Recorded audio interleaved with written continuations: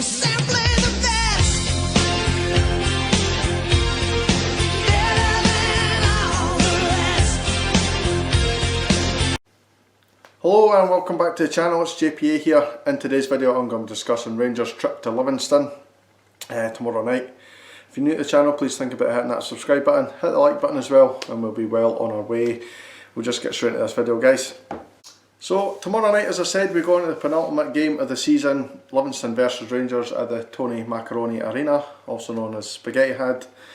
6 PM kickoff. As far as I know, it's only available on Livingston TV. I'd imagine there'll be some sort of coverage from Rangers TV as well. I haven't quite looked into that yet, to be honest, but it's not on regular TV like Sky Sports or anything like that, so you're going to have to probably try and get a link to one of those couple of channels.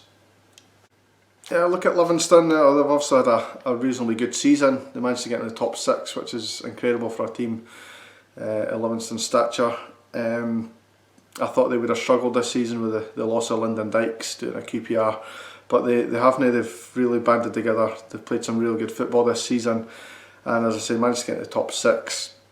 It's a fantastic achievement. They lost their last game 2-1 against Aberdeen. I'm not expecting them to get a lot of results in the top 6, but the fact they are there, they'll probably finish there.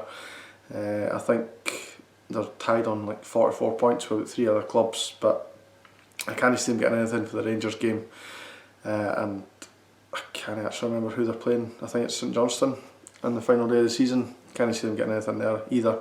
So I think St Johnstone will finish above them, and also think that St Johnstone will probably take something from the Celtic game as well. So take from that what you will. So that's how I think it'll pan out in the rest of these 2 games of the season. So I'll tell you Rangers team news just now. Unfortunately no Barisic or Arfield for this game, among others, but I'll talk about them in a wee minute. They might be pushed for the weekend. Barisic and Arfield are a possibility for the weekend. They're definitely not going to make this game. Ryan Jack is obviously out, and I'll go into a wee bit more detail about him. Balogun is out, Katic is out, and Hollander is out. So we've got a lot of players out injured. What's that one? 3 defenders, which is quite bad, but I think Aribo is going to fill in at left back. I think he did a reasonably good job there. He's played there a couple of times since he's been here, and he's done it, so not too bad. I think, if I'm correct, I think he might have actually played left back against Livingston the last time he played there, so he's got a wee bit of experience in that position. Not great, but he is actually good going forward from deep. So I'm excited to see how he copes with that. Obviously Ryan Jack is just had a bit of surgery. I think Gerrard says something about 3 months out for that to recover from it, which is disappointing. Obviously we've got pre-season and stuff, not that far away. I don't know if he's going to make it back for that or no. Hopefully he's here for Champions League qualifiers and that kind of stuff. But if not, we do have obviously players to come in. Zungu has obviously left the club. I think he's left early, or he's gone back to wherever he came from. Wasn't a great signing, Zungu, in my opinion. He looked really good in his first couple of games, his first game really. I think the first 10-15 minutes he looked unbelievable. Some of the passes he was pulling off was great, but we really haven't seen enough of him. Reminds me a wee bit of Koulibaly.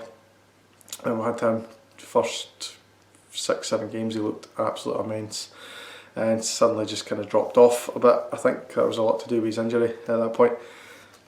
So yeah, there is a number of injuries to the squad. I'm glad it's happened now, and not kind of midway through the season when we really needed these players back.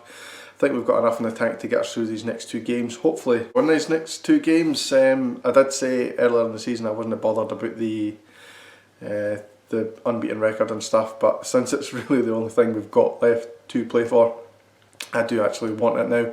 I also want to get the 100 points, and if we remain unbeaten in our next, well certainly in our next game, and then winning at Ibrox on Saturday, we will do that. We've got 4 points to go. Let's hope we can do it. It'd be brilliant to break that 100 points. Would be absolutely immense, and obviously doing that would mean we would finish the season unbeaten, which is just incredible. Obviously we've beaten cups and stuff, and we really need to improve on that record, but I think in the league we've absolutely been just immense. Fantastic this season, and not really conceded a lot of goals either. So great job we've done this season. I'll quickly give you my prediction, then I'll got a couple of things I wanted to talk about on the video. I'm going to go for Livingston 0, Rangers 2. I think it will be a tight game, but I think we will have enough in the tank to beat this Livingston side. I'm going to go for goal scorers of Ryan Kent and Connor Goldson. Connor Goldson, I think, will score from a header. First thing I want to mention is the Colts going into the Lowland League. Now, I didn't know a lot about this. I've heard so many things. It's going to be for a year. I don't know what the benefit is of having it just for a year. I think it should be an ongoing thing. But obviously a lot of clubs are unhappy because there's obviously the pyramid system now in Scotland where teams will come up from the Lowland League and stuff like that and try and get in, and they'll get leagues lower than the Lowland League, and I think is it Celtic Hearts are trying to get into that league right now, or something like that. But it's obviously going to affect some sort of promotion this season. I think it will benefit Scottish football immensely. I think, especially if it goes ahead for a number of years. Obviously, there's no really the scrapped to reserve league a couple of years, well, a good few years ago now. And we haven't really seen players develop as they probably should because they're pretty much kicking their heels on the sidelines, either that or going out on loan and stuff. But the development squads didn't really have any place to play, so it would be great to get these players playing in amongst seasoned professionals. A lot of the players that are down in these divisions are ex-pros, real experienced guys. And it'll do the kids absolutely amazing to go down and play in that environment and get a lot of experience. So I really think it will be a good thing going forward. Hopefully they do introduce it long term, but for the now, as far as I know, it's only going to be a year. Next thing I wanted to talk about was the signing of Fashion Sakala. He's a Zambian striker, 24 years of age. He can play out wide as well. I think he can play on either flank, left or right. Predominantly left, I think, is his main position, but I think he'd probably switch easily with like Ryan Kent or Scott Wright as well. Scored 24 goals and 81 appearances for KV Oostende, is the club he's playing for just now in Belgium.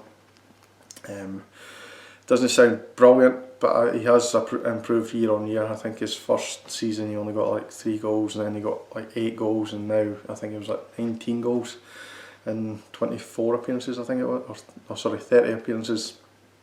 It's getting better each year, and as I said, he's not an out and out striker.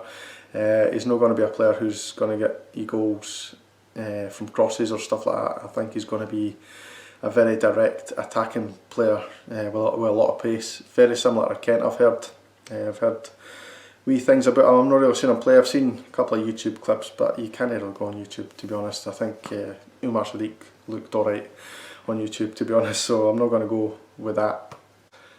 So that's the video pretty much done, guys. I was going to go into a wee bit of thing. I was going to talk about politics that's come up very recently, obviously with the election stuff. I'm not going to go into it. I didn't want to kind of alienate certain members of the support. I know the support is very divided on the whole independence thing, so I didn't really want to split any of my viewers and kind of have any sort of debates in there. So I'll just kind of leave this topic, but let's just say some of the comments that I have seen on social media this week have really opened my eyes to certain things.